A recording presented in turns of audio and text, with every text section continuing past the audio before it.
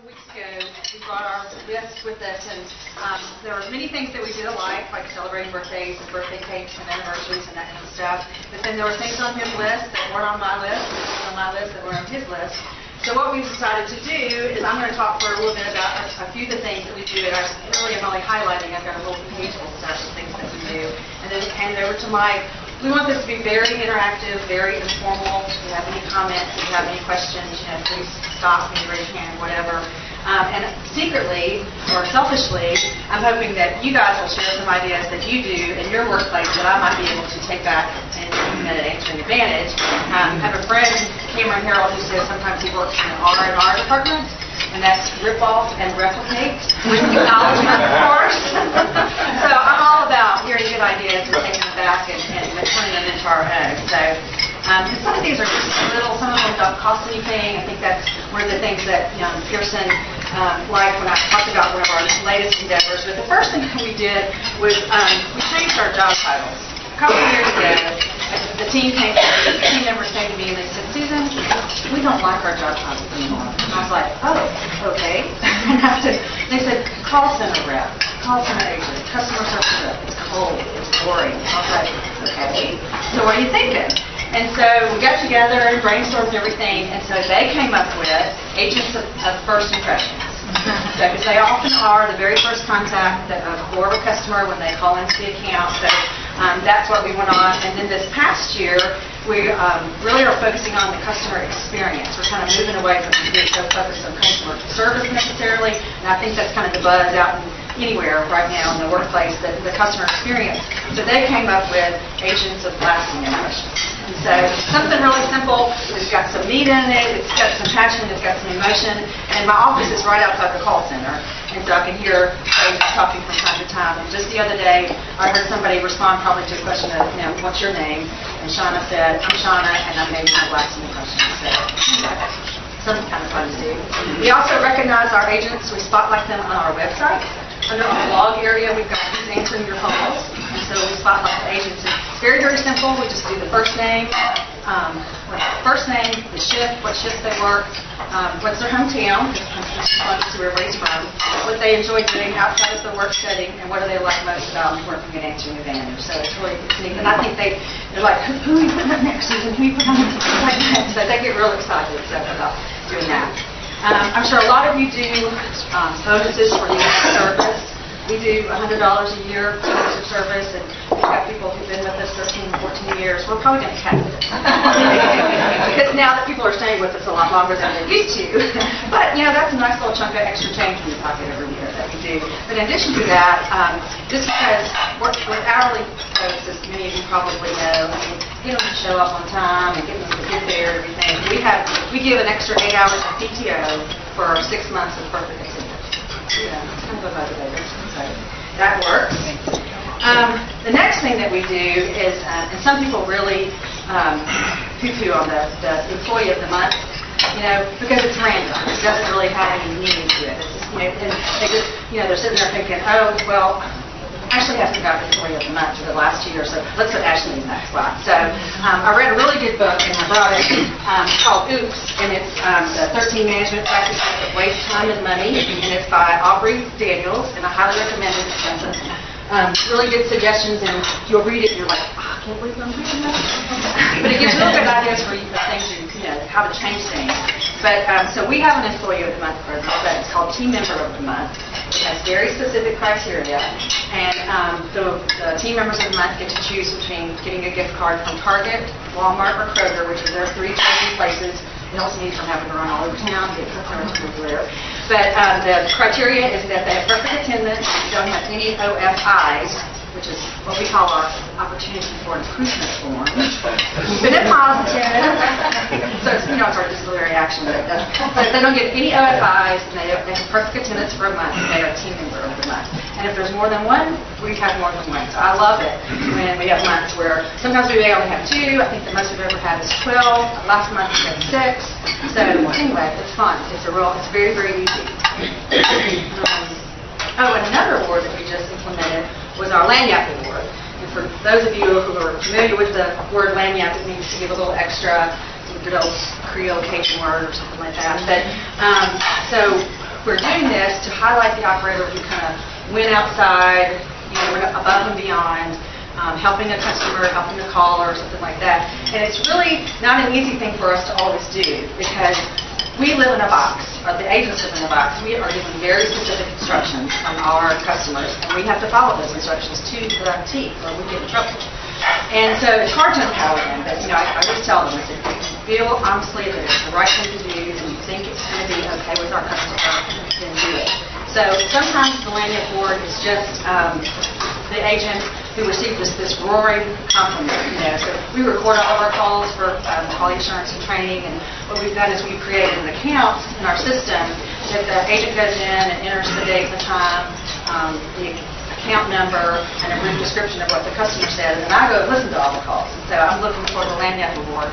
Sometimes it's because a customer or a caller has actually written a letter or sent an email praising one of our employees. And again, the Lanyard award gets the Kroger, Target, or Walmart gift card. I can pay. Like Lisa's agent, a team member that might, she's going to want a Walmart gift card. I've got them all down now. I know how to shop at kids. We have lots of money. Another thing that we just did this year, too, some of you are new, but we have an idea paintball. Everybody know what idea paint is? It's the dry erase board paint that you can just slap up on the wall and create you a great big huge dry erase board in any room in your office that you want. And you can go to ideapaint.com. And I think I've heard someone say they saw it, but it was But what we did, we created our mission board. And being a 24/7 operation, it's really hard to communicate with everybody, as succinctly and as timely as possible. So on our mission board, there's this whole plethora of information. But basically what we did for the borders and for the different title sections, or section titles, we used permanent markers. And so I basically went out and bought every color Sharpie with the rainbow, gave it to one of our agents who's extremely creative, and I brought some pictures if you guys want to see it. But she did these really fun little borders and the fun writing and everything else. But we put up there every daily announcements, announcing new customers, welcoming new agents, weekly metrics, daily metrics, monthly metrics. We have a quote of the week, our core value of the week, our constancy of purpose, which is what we call our mission statement.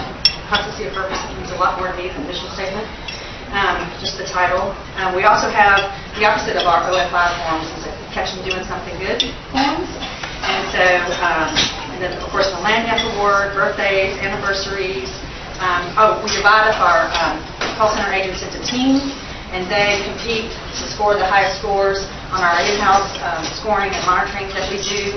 And it's really funny, the names they come up with. Sometimes they say, like, somebody for the third shift is paired with somebody from the first shift, and they're night and day. And they come up with some really crazy stuff. But we put all that stuff up there, and it really, really helps with the communication.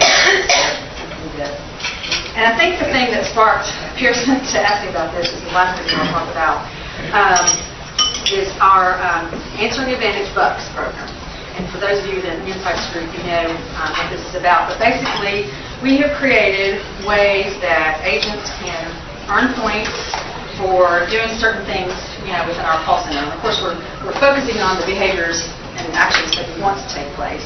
But it's anywhere from if they help cover a shift, if they stay, a few minutes after their shift is over because someone's running late, if they are a team member of the month, if they have perfect attendance, if they have good metrics, if they get a customer compliment, because that same account I go through, they let me know every time. So it's really easy. I can just access it from my desktop and I'll just listen to the voice code. But anyway, they accumulate all these points for bucks, if you will.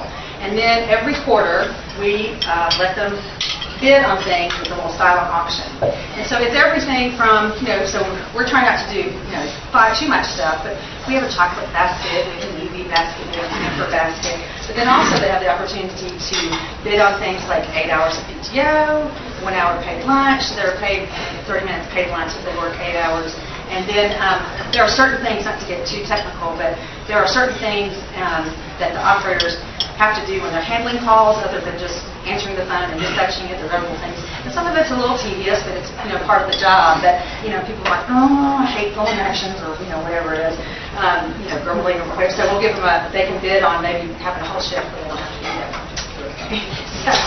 So anyway, but it's really fun. We just started it this year, and ironically, the first time we did it in the beginning of April, and got all the bid sheets out, we got all the minimum bids, and got everything done. It's all over the conference room table, and some of them didn't quite know what a silent auction was, so I explained that.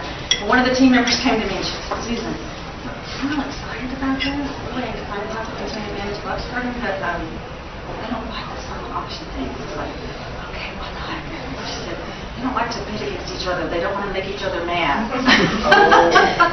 So the next time, I gave them bidding numbers, and actually we even found an online free silent auction site called 42auctions.com that we'll use next time. So anyway, but that's what I do, and I've got more, and I hope you guys will share as well. And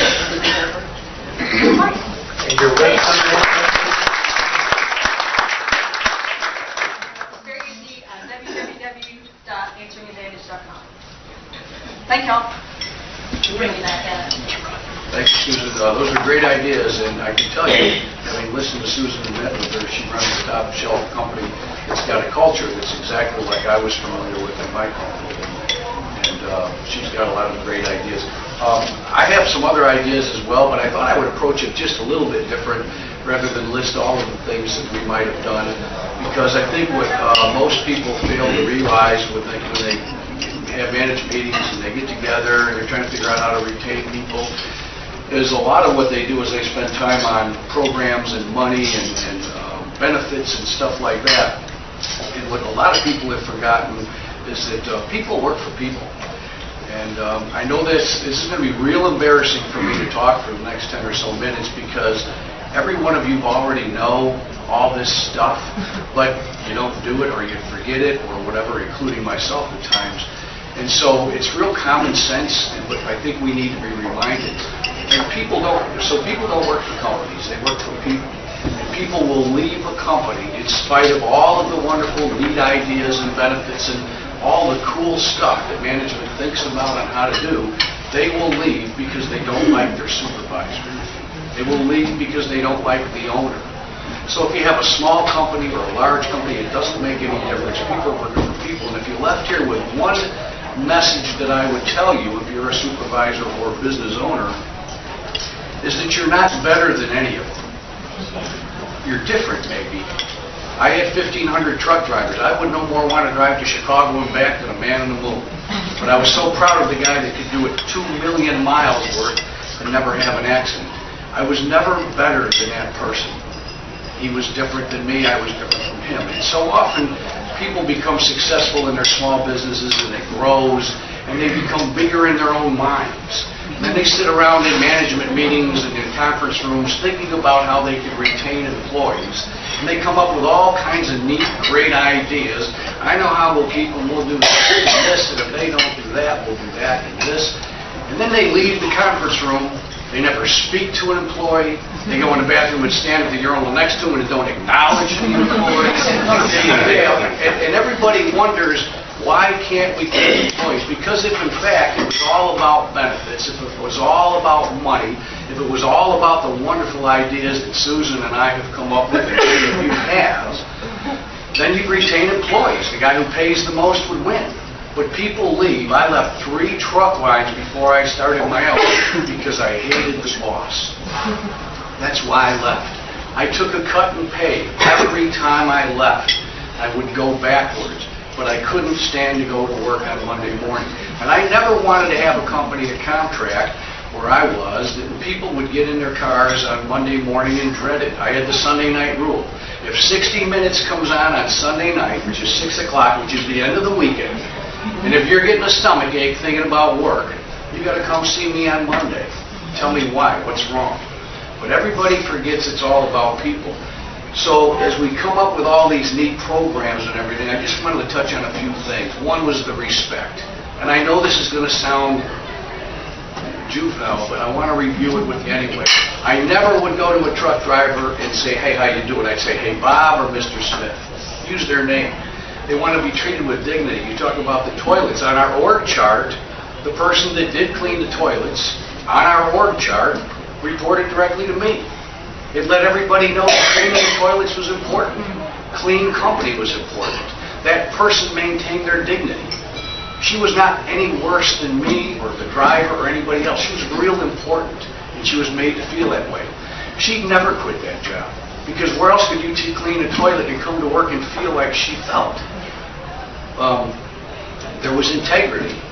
You can't have employee meetings and talk about how you're going to screw the customer or how you're going to gouge this guy or we're going to do this, because every one of those employees that leaves that meeting knows that that's how you do business.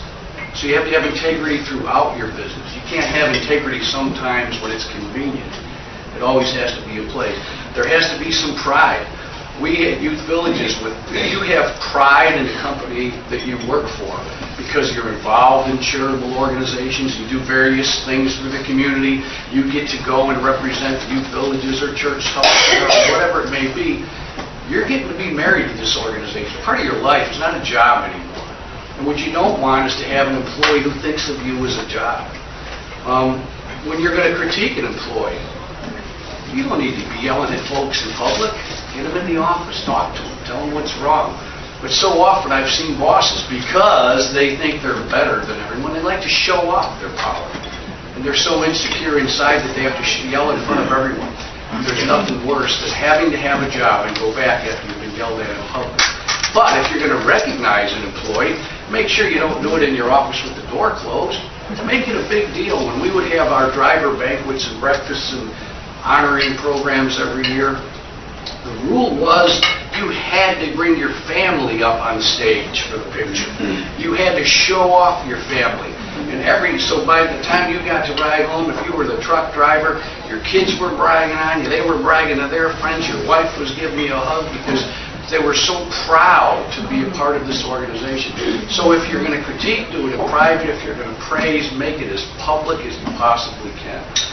People that give out raises, they always talk about, I gave him a raise, I still don't know why he's not real happy. Well, what did you tell him? I never talked to him. I just put, 3.5%. Hell, you missed it. I get wound up to it.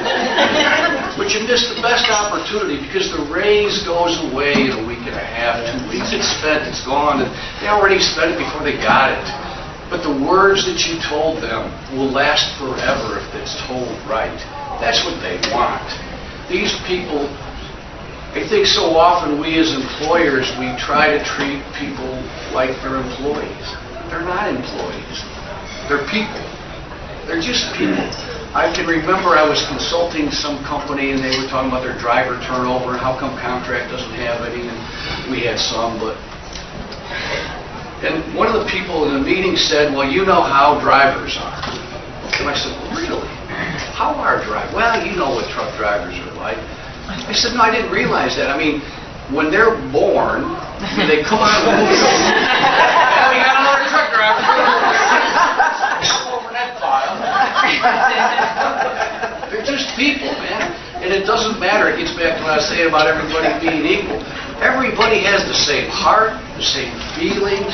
They cry at funerals. They laugh at weddings. We're all the same. And if you want to have you're better than someone else, you're not going to be an effective manager.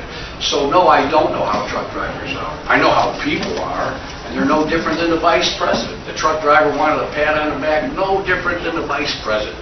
Same thing. It's pretty simple formulas. They want to be communicated to. They want to be talked to. They love to have information to go home and share at the dinner table that you're not going to believe what our company is. That means a lot to people, to let the family know that they're inside track at the company they work for. So those are just some of them. They just want to be kind of like everybody else. So often, I've seen companies, and I've been on tours of truck lines, because we used to merge and try to buy some. And you would have the owner of the company say, okay, let's go out, I'll show you around. I go, I can't go in there, that's the driver's room. The driver's room, really? What is the driver's room? Well, let's just go where the drivers are. We don't want to go in there, they'll see us. I